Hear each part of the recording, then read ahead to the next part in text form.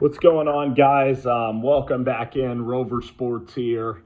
Um, just gonna give my reaction to these draft picks last night. I can't help it, consuming content, and I appreciate anybody who watches this video, and I really do. And I know that I don't put out as much content nowadays, but wanted to share my thoughts on just everything that went down. It was just so wild. So occasionally, I'll probably throw on a video maybe once a week, and it's just too much fun not to just get out there and talk about everything that went down. I want to congratulate all my friends in the YouTube community on unbelievable streams. Entertainer yesterday, Bad Dog. I just ran through and saw what they did. I also want to, give a shout out to UCF and Jet Central. JC, when the Jets traded back up, it was one of the funniest things. And Dalton now gets Trevor Lawrence. So it was such a fun night. Pizzle actually went viral in Philly with his reaction too. So last night was really fun. Watched it with a couple of friends, and so let's run through it. So the first pick in the draft, I mean, you go Trevor Lawrence to Jacksonville, Zach Wilson. We kind of expected that to happen. And then we end up going and getting Trey Lance to San Francisco. And that was a surprise because I thought it was going to be Mac Jones. It's interesting that Shanahan liked Trey Lance all along. Their fans kind of their fans were absolutely acting nuts, the 49ers fans, about Mac Jones and not wanting him. And, I definitely feel bad for Mac Jones, and I really want Mac Jones to shine in New England because everybody's just making fun of him. The picture, making fun of his weight, the way he walks, that he's unathletic. He can't play in the modern era. He's so limited talent-wise. The Niners fans were absolutely having a panic attack, whether he was going to be there, that he can't play in this league. He's a second-round pick at best. The fact that they'd offer everything for number 3, and then the fact that it was Trey Lance, now the Niners fans are all like, well, now we're all good. And then Mac Jones goes in the first round of the Patriots, and I'm really excited for Mac. And, being a Giants fan, I really hated the New England Patriots and Tom Brady growing up. But just to see, Bill Belichick and Robert Kraft, and you just that hatred kind of becomes a respect, and I really want Mac Jones to go out there in New England, and I want him to shine, and I want him to go to San Francisco and beat down the 49ers because their fan base is really against him. It would be amazing to see Mac Jones, maybe if he can reincarnate a little bit of Tom Brady. I certainly want the Giants to still win Super Bowls, but Bill Belichick is a Giant. He always is. He's part of our family with the New York Giants, and what he's done, with the Patriots has certainly been special. But Bill was what came up under Parcells, and he was with us in the 80s and the 90s, and he cut his teeth with the Giants, and he's a Giant, and I'll never leave Bill Belichick. So there's a lot of common ground, between the Giants and the Patriots. And for Mac Jones, to be with McDaniels and this pro-style system with Geno Smith and Hunter Henry, he gets to learn under one of the most successful quarterbacks, in Auburn history, and a guy that was an MVP in this league, and a guy that is closer to the Hall of Fame than you think in Cam Newton. Cam Newton is a really, Cam Newton was on top of the NFL several years ago, had an injury, had a really pretty good career in Carolina, an expansion franchise. So for Mac, he gets to also work with Stidham. It's awesome. I'm pumped for the Patriots. I think Mac in New England can actually be really, really good. I've said for a long time that I love Mac's game. He's accurate. He has a short release. He studies the game like no other. So it's the ultimate test, Can the intangibles of studying and working hard and having a 4.0 and doing all the right things, can that translate, or is his lack of speed and mobility going to catch up with him? Because in New England, he's now going to have every chance to succeed, and I think he will. Will his lack of mobility catch up with Mac Jones in this NFL where do you need to have movement skills to be really, really good in the NFL as a quarterback? You look at Herbert, you look at Joe Burrow can escape a little bit. Um, look at Mahomes is very, very mobile. Even though he doesn't run a fast 40 time, he's incredibly mobile, picking up yards outside of the pocket. So can Mac Jones, can he get yards when he needs to? Can he really operate in this offense? You have Hunter Henry, Geno Smith, the Patriots too. We'll see if they get another running back. But I'm pumped for Mac Jones. That was maybe the most exciting pick, was just to see the Patriots get Mac, and nobody needed to do any trades. Trey Lance, number 3, very interesting.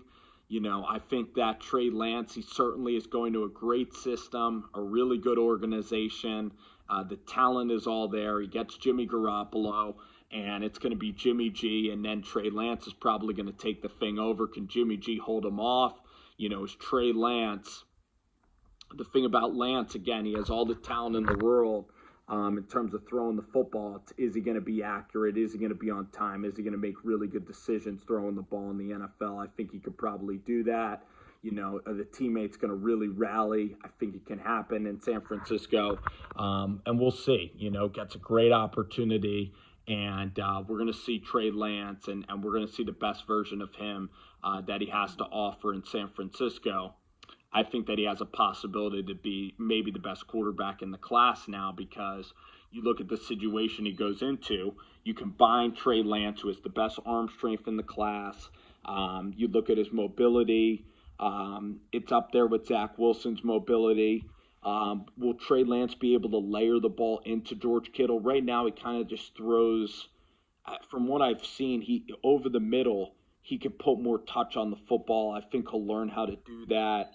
And then, being a great quarterback, again, if the whole team's got to be all in, watch you study and resonate with your teammates. And I think Trey Lance, through the interview process, showed that he can do that. So it's going to be very interesting to see it happen, but with Jimmy Garoppolo and that whole dynamic.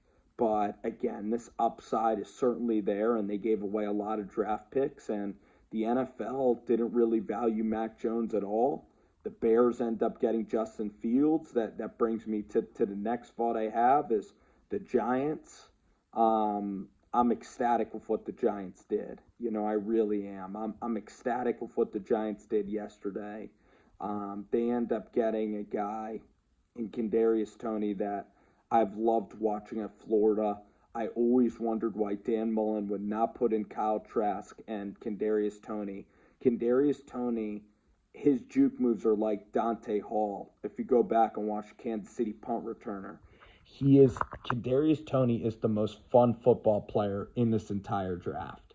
He is a human joystick. It is going to be unbelievable to watch him run slants. I think his cutting ability, you look at Tyreek Hill, I'd say Hill's like faster, lower to the ground. Toney's cutting ability is already the best in the NFL. I think he might be one of the best route runners that we have at the NFL level. Now, his body and frame, he might not be able to make like the contested catches that maybe a Julio Jones will make, but you get Daniel Jones at 6'5". Daniel Jones has a weak arm down the field. He can only throw it 5 or 10 yards. So when the Giants get to the opposing 25-yard line, Jones is going to have to throw the ball 5 air yards to Toney, and Toney's going to have to take the ball to the house. And finally, the Giants have a couple of guys that can do that. You have John Ross. You're now going to have Evan Ingram. The thing about Toney is that he might fit Daniel Jones better because Devontae Smith is a tremendous receiver, but Toney has better finishing ability than Devontae Smith has. And I want Toney to get like 7 or 8 touchdowns for the Giants. And Daniel Jones at 6'5", if Evan Ingram can separate, if Galladay can end up boxing out and catching footballs from Jones, I mean, now the Giants really have a chance, but the thing is, too, that gets me also kind of excited is I've been the biggest Carson Strong fan probably out of Valencia High School or out of California. A three-star recruit. He committed to Nevada in 11th grade. He got injured in a senior year of high school. And then freshman year, he ends up going out there. First game against Purdue, wins it in overtime, beating last chance use Malik Henry, big time recruit that came in there to challenge Carson Strong. And then Carson had another injury filled year. I'm just saying his freshman year. But then, he got experience playing at Oregon. He played for a broken collarbone. And this guy, Carson Strong, last year, he was absolutely exceptional to the point where Carson Strong would have been my number one quarterback this year. I would have taken Carson Strong over Trevor Lawrence. I would have taken him over Zach Wilson, over everybody. This kid has a competitive edge for the game of football. He really loves it. He's personal. The way that he has the chip on his shoulder when he loses games, but the arm strength of Carson Strong is absolutely incredible. And Carson Strong's probably, I think he's my favorite football player that I've maybe ever watched. So Carson Strong, every single Saturday, I try to watch Carson's games, and I watch him play San Diego State. The moon balls that he throws to Romeo Dubs in the Matt Mummy offense is just absolutely biblical to watch. And Carson Strong, he beat New Mexico. He beat San Diego State at home this year. Fresno State. So Nevada, they only lost one game at Hawaii, and then they ended up going, and unfortunately, they had a second half lead against San Jose State. They couldn't win that game, but I'm getting off on a tangent here. But the point is, the Giants are going to have an unbelievable pick next year, because that leads me right into my next point, trading with Chicago at the pick that they did. I think Justin Fields, again, he's not the quarterback. I think he's the worst quarterback in the class.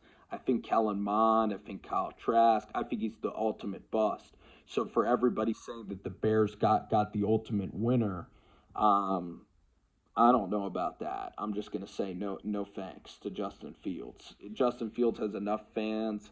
I think everybody loves Justin Fields. Maybe a few select media members don't like him, but the fans, all in favor of Justin Fields, think he's the next coming of an amazing, top 5 quarterback potential in the NFL. Big arm, mobile, all that stuff, frame. But his release is not good. I'll tell you why he's not going to be good. His release is bad. It is a loopy delivery, and when he throws the football, his wrists are facing inward throwing. You don't want to have that throwing the football. His arm slot angle is too wide, too much of a chicken wing kind of release.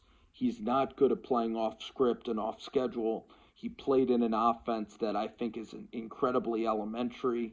I don't think he's very accurate. I don't think he knows how to throw level of football in there at different levels of velocity. And I think that he's not good playing outside the pocket. I don't think he has a good feel for the game. I just see him getting sacked a lot, fumbling a lot. Trey Lance has better feel. Wilson, wonderful feel for the game. Lawrence really knows when to escape and make plays. Even Mac to that degree. So, Justin Fields, no thank you. The Giants now can get strong. You also have Spencer Rattler next year. Michael Penix from Indiana, an absolute beast as a quarterback. Malik Willis, a 6-foot quarterback out of Liberty. Unbelievable leadership qualities, unbelievable arm strength. Penix, Malik Willis, Spencer Rattler, Carson Strong. I mean, the quarterbacks next year are rolling in heavy. I think that they're going to have a chance to be even better than this year's quarterback class. I mean, Trey Lance, very good quarterback. Zach Wilson, great quarterback, going to a really tough situation where he's going to have to figure it out. Could be like an Archie Manning kind of career for Zach Wilson. Like, he plays great, but the organization takes a couple of years to match up to his ability. The Eagles, congratulations to the Philadelphia Eagles. Congratulations to them. They made a great move. The Giants wanted Devontae Smith, and the Eagles, Howie Roseman is a freaking. He did an incredible, incredible job this entire offseason. I mean, the Eagles at number 6, they wanted Smith. Their fans wanted Smith. And Smith's an incredible wide receiver. The character of Smith is as good as any guy that I've ever seen in terms of him elevating a wide receiver room. He's exactly the type of guy that you want to bring into your locker room and develop, especially for a new coach, Nick Sirianni. And the Philadelphia Eagles, they move up, they get the Giants good again, just like with the playoff game. But they work together with the Cowboys. They slaughter the Giants, absolutely cut the legs out from the Giants, and they force the Giants to scramble. Smith is an unbelievable, unbelievable player. Can cut, contested catches, has the chip on his shoulder from being overlooked by Judy and Henry Ruggs and Jalen Waddle. Smitty, I mean, he'll just put on some weight, but he's as smart of an instinctual player as you're going to see. And the Eagles, again, get a first rounder from Miami. They only give up a third-round pick with the Cowboys. They don't make the same mistake they did last year. They wanted CeeDee Lamb last year, and Howie Roseman admitted his mistakes. The Eagles fans hate Howie Roseman, but now the Eagles fans are loving him. It just shows you that fans swing where the wind goes, you know. The same Patriots fans that don't like Mac Jones, they'll swing wherever the wind goes. You look at last year with Justin Herbert versus Tua, I'd say 99 to 98% of Chargers fans wanted Tua to stay out on the West Coast. And instead they get a guy from Oregon that could not win a big game, that lost to Bo Nix, that could not close out a game, that was very inconsistent at Oregon, that just could throw the ball far, a quiet kid, a project, a guy who had a decent pro day, but a quiet kid, can't lead a locker room, quiet, can't win a big game, doesn't have the killer instinct. This biology major that's going to be a doctor, that this kid named Justin Herbert, out of Oregon, that again is absolutely just overrated. It's been overrated a long time. Oregon sucks. The Pac-12 sucks. And Herbert is just a 6'6", just smart kid. He just looks the part in the pro day, throwing in shorts, just like Josh Allen. These kids suck. These pro day 60-yard bombs doesn't matter one bit. Again, we want Tua Tagovailoa. We want the winner. We don't want Justin Herbert. Oh, my gosh, I wish we could get Joe Burrow. Oh, we're stuck with Herbert. Are you kidding me? You're forcing this pick. This is terrible. This is disgusting. This is going to be absolutely horrid. And now look at Chargers fans.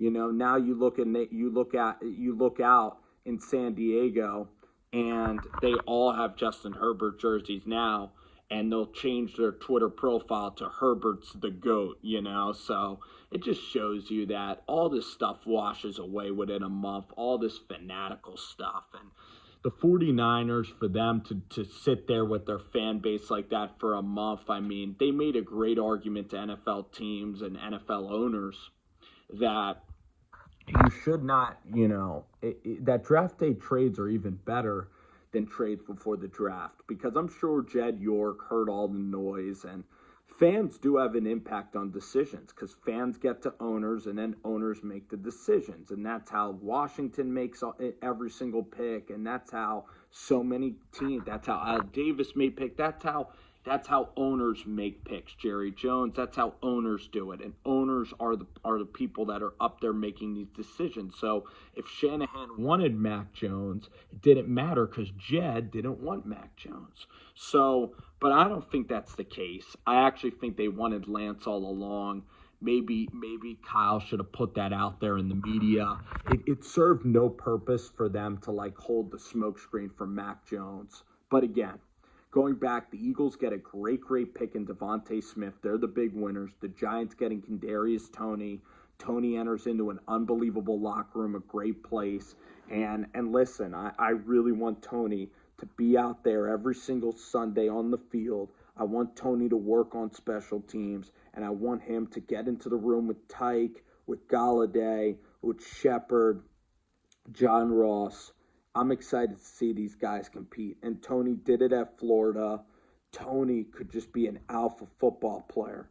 I want him to be like Lawrence Taylor a little bit. You know, I do. And Lawrence and Tony, they're both talented players, right? And the locker room is just really tight with the New York Giants. And for Tony, I think he could fit with the Giants. I really do. I love the kid. I love everything about him, Tony. I'm getting emotional because I want to see it work out.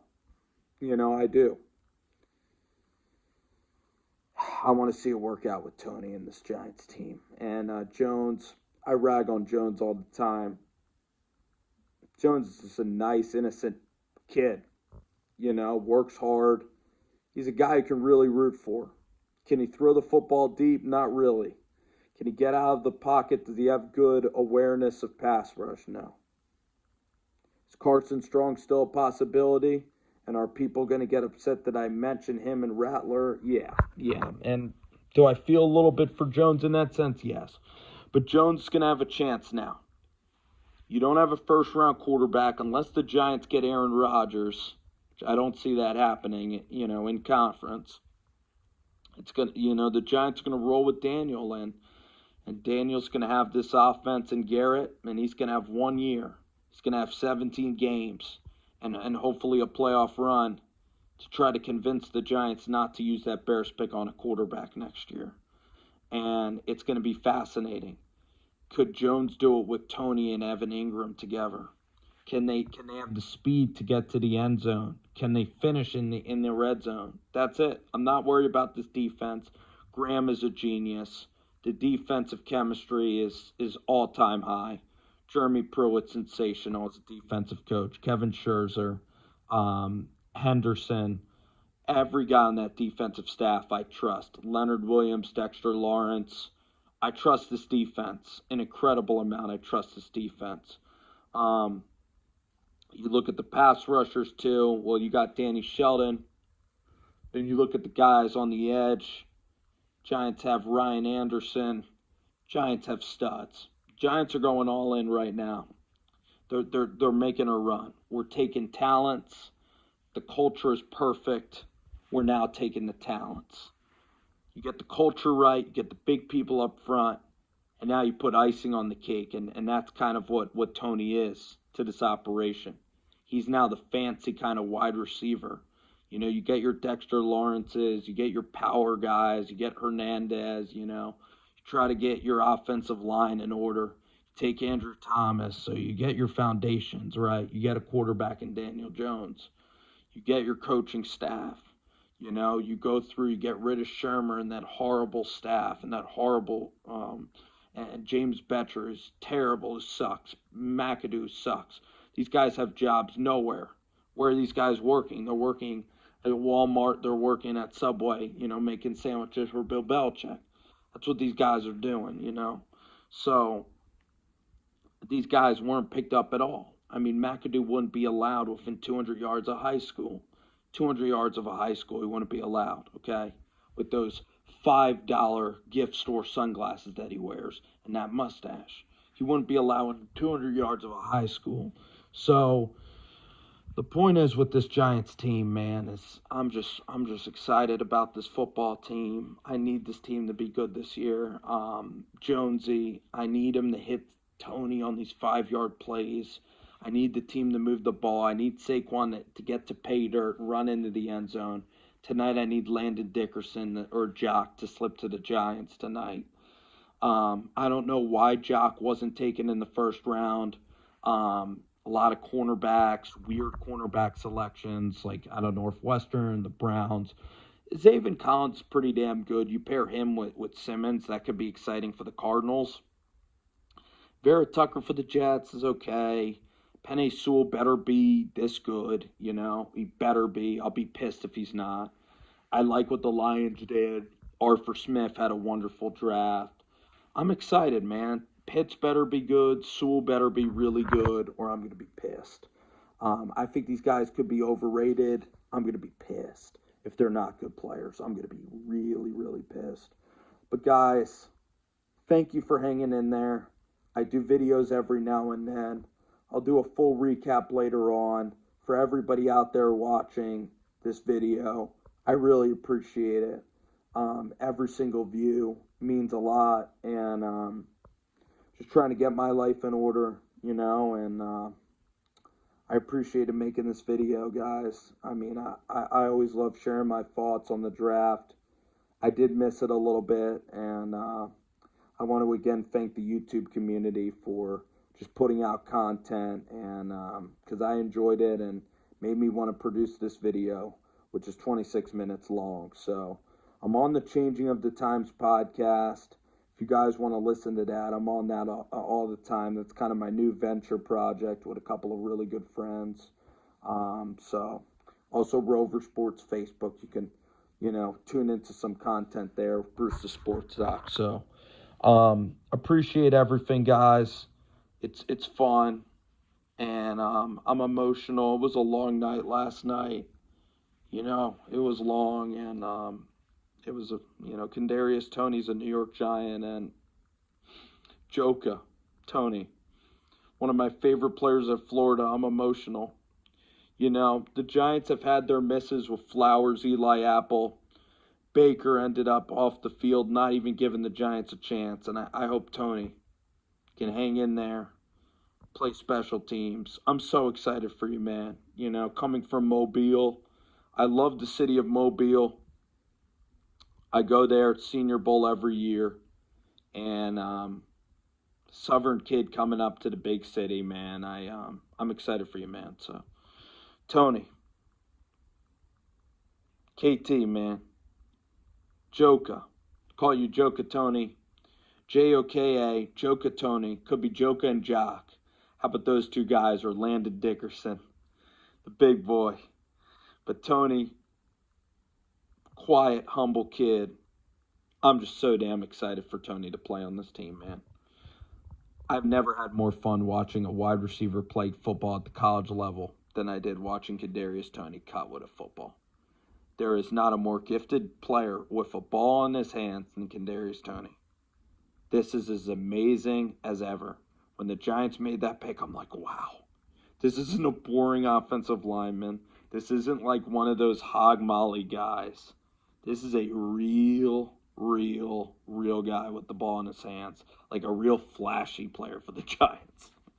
I'm like, whoa. This is like a wide receiver. This is a guy who can make plays with the ball in his hands. This is not your offensive guard. This is not your possession receiver. This is not your blocking tight end. This is a guy. This is dynamic. And wow. I'm telling you, everybody in the NFL, when they saw the Giants took a dynamic wide receiver, they're like,